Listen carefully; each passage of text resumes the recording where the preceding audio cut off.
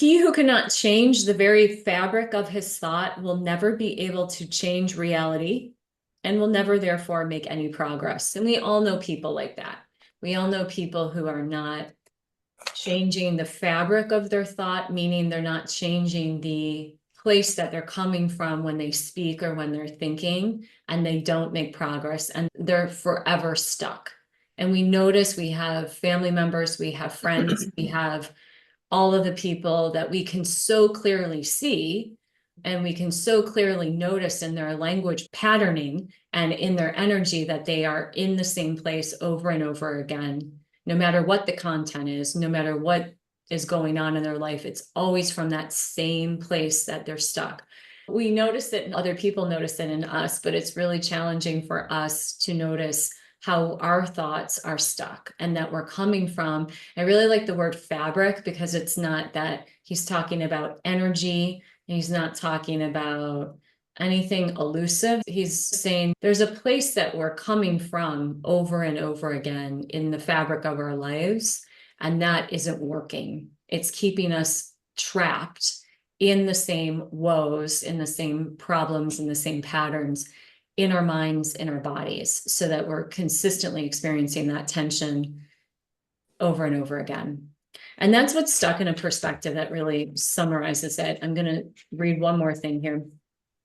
He goes on to talk about Joe, and he uses these examples in the book of different people's stories and what their own personal experiences are to help elucidate what this information is. And if we can resonate with someone's story, we can put ourselves in that situation or in that perspective.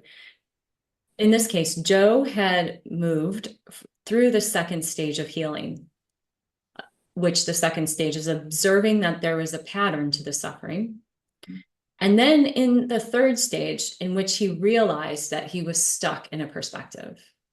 So in that second stage, when we were doing the breath work where we were going from here to here, we're noticing there's a pattern in our breathing. When we do it a few times, we notice we are patterned in a certain way as humans. And then we go, oh, I'm stuck repeating the same pattern. And that's when we get into 3.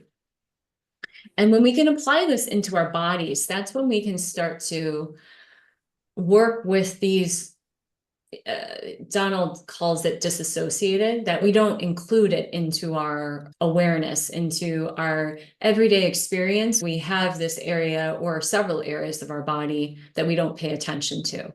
And if we consistently keep only putting attention on the same areas that are hurting, that are screaming at us, and we don't allow our perspective to go to other areas of our body that may also have congestion and might be sneaking up on us someday as well, we're not really allowing ourselves to become flexible in the way that we're incorporating tension in our lives, because we have tense experiences in our lives. Someone calls us with some news that we don't want to hear, or someone emails us or texts us with some information, and we go through that tension pattern.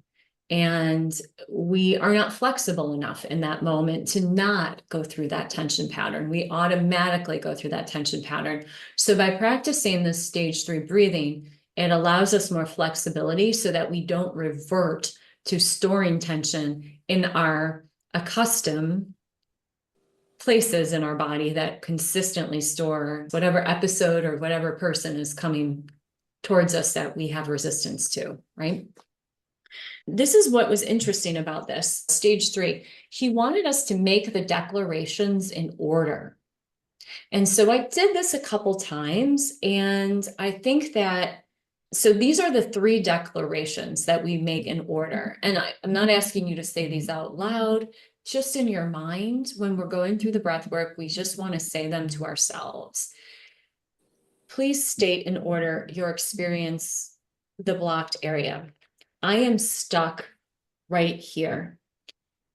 So we're going to move our hands through these areas, and I'll guide us through those areas. And then when we go to an area where we're stuck, we say, I am stuck right here.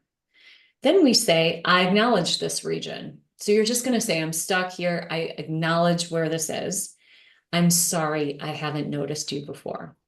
So it's very much this very sweet parenting as we're communicating with our inner child, kind of parenting this part of ourselves that we've called, like many of us say, the bad leg or the bad foot or the bad hip or the bad shoulder or the bad back in the right side.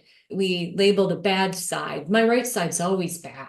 And so if we can talk to that bad part or that part that's been disassociated because we've been like, why aren't you working?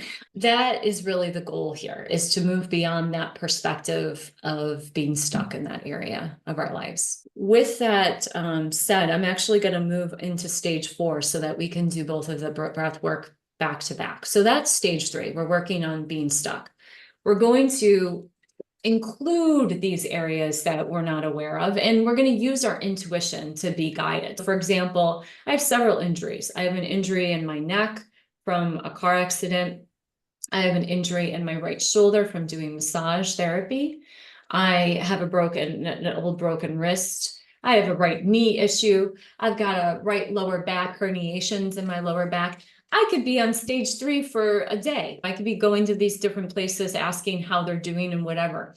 What I'd like to do, instead of focusing on 5 or 6 different places that sometimes I feel stuck in, or tension, calm, or pain, I want to go to where after we go through the breath work, that we're syncing our breath with our hands, then we're just going to use our intuition to guide us.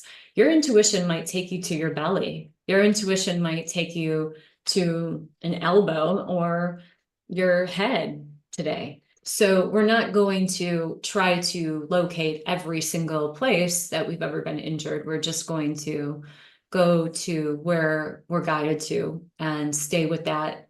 I'm stuck here. I acknowledge this area. And I'm sorry I haven't included you in the happiness or in the flow earlier, and with the rest of the joints that are working for me.